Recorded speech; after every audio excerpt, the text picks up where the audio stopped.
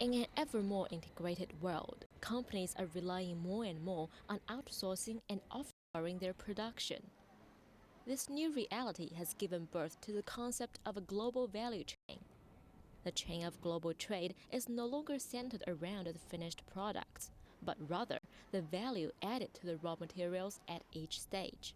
So in many ways, our view of how trade works has been overtaken by the reality that it's not simply trading finished products between countries, but we're part of an integrated global value chain.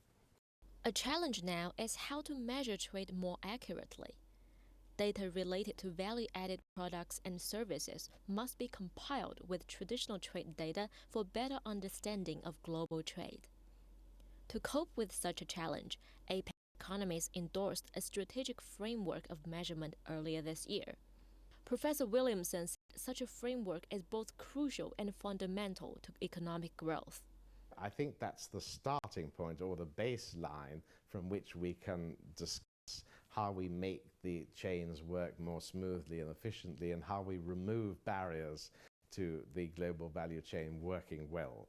So I think if the first step is proposed in this measurement framework, that you cannot improve things if you haven't got a good picture of what they actually look like today.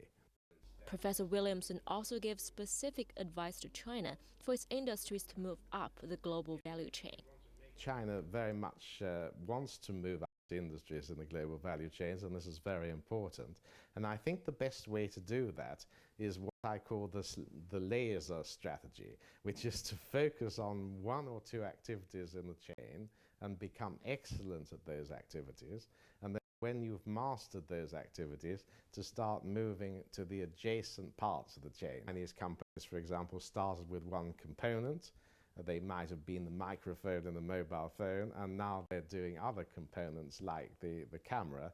Once they learned how to be excellent in one component, then step by step they can learn to do others. Something?